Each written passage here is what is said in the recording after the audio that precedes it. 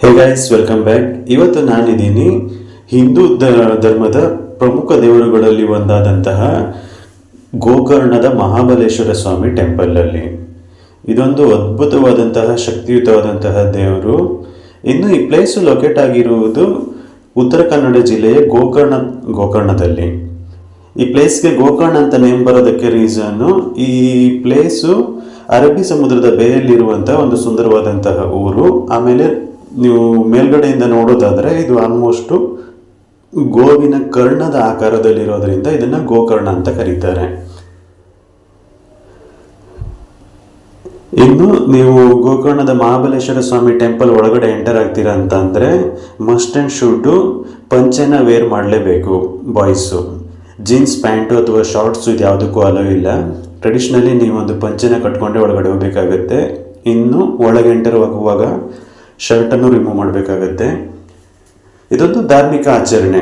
ಇನ್ನು ಪಾವಿತ್ರ್ಯತೆಯನ್ನು ಉಳಿಸುವ ದೃಷ್ಟಿಯಿಂದ ದೇವಾಲಯದ ಒಳಭಾಗದಲ್ಲಿ ಯಾವುದೇ ರೀತಿಯಾದಂತಹ ವಿಡಿಯೋಗ್ರಫಿ ಅಥವಾ ಫೋಟೋ ತೆಗೆಯೋದಕ್ಕೆ ಅವಕಾಶ ಇಲ್ಲ.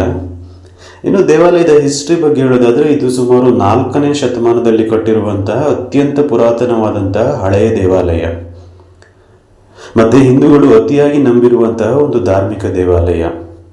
ಇವತ್ತಿಗೂ ಸೌತ್ ಇಂಡಿಯಾದಲ್ಲಿ ಯಾವುದೇ ರೀತಿಯಾದಂಥ ಎಸ್ಪೆಷಲಿ ಹಿಂದೂಗಳಲ್ಲಿ ಮರಣ ಹೊಂದಿದ್ರೆ ಅದರ ನಂತರ ಅವರನ್ನು ಭಸ್ಮ ಮಾಡಿ ಸುಟ್ಟ ನಂತರ ಆ ಅಸ್ಥಿಯನ್ನು ತಗೊಂಡು ಹೋಗಿ ಇಲ್ಲಿ ನದಿಯಲ್ಲಿ ಬಿಡುವ ಒಂದು ಪ್ರಕ್ರಿಯೆ ಇದೆ.